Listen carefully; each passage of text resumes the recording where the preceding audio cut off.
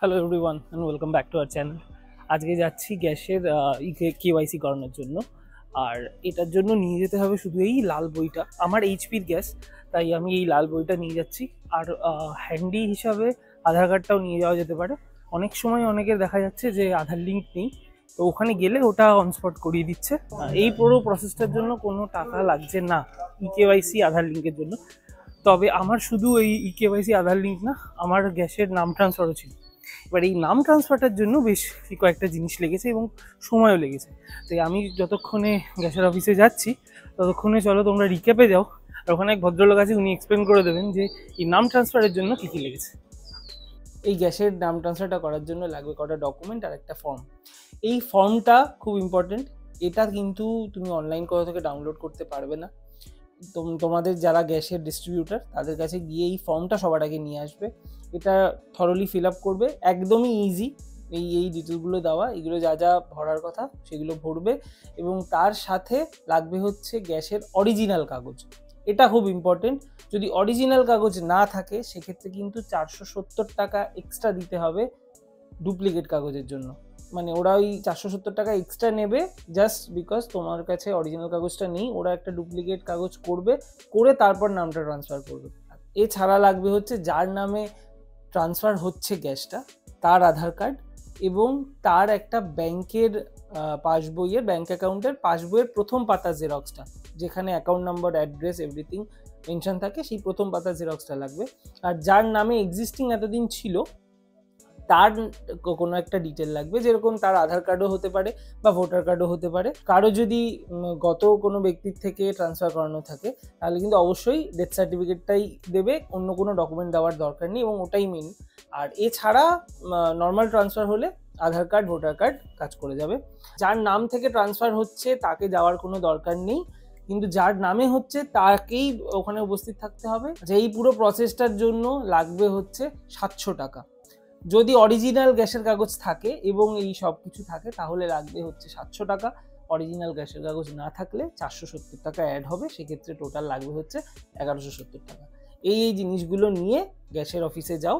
গ্যাসের অফিসে গেলে ওরা জমা নিয়ে নেবে এবং ওরা বলে দেবে কোন ডেটের মধ্যে খবর নিতে হবে। আমরা আজকে খবর নিয়েছি যে হ্যাঁ কাজটা হয়ে গেছে, এবার যাচ্ছি গ্যাসের অফিসে ইকেওয়াইসিটা করিয়ে নেবো বলে।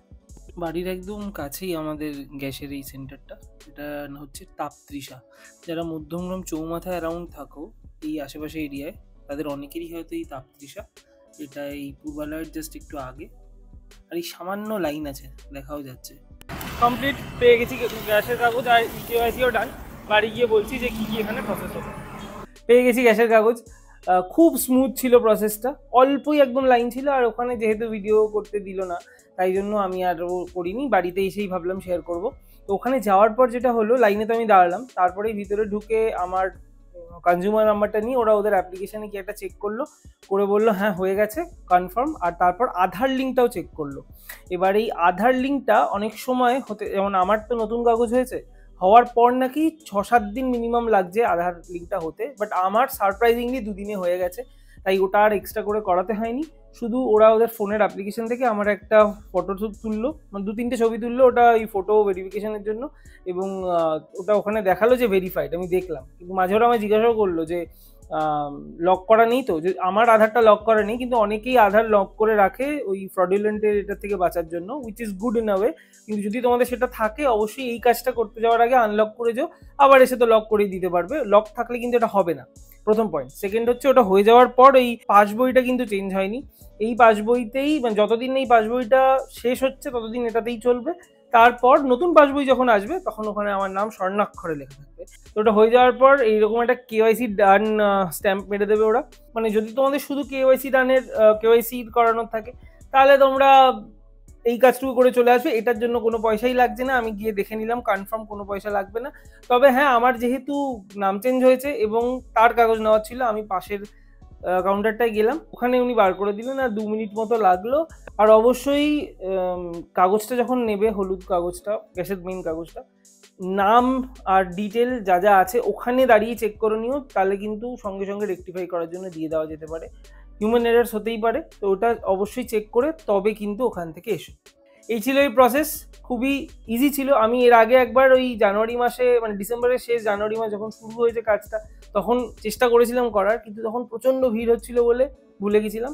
তবে এখন খুব ইজি হয়ে যাচ্ছে। তোমাদের ম্যাক্সিমামেরই হয়তো করা হয়ে গেছে, যদি না করা হয়ে গিয়ে থাকে অবশ্যই কিন্তু করে নিও। This is going to be a mandatory thing. আজকের ভিডিওটা এখানেই শেষ করছি। কিছু ভালো লেগে থাকলে please do like, share and subscribe. আর যদি কোনো ইনফরমেশন লাগে এই ভিডিওটার ব্যাপারে, যা আমি জেনেছি আমি অবশ্যই শেয়ার করে দিতে পারবো কমেন্টে। Please follow us, please support us. দেখা হচ্ছে পরের ব্লগে।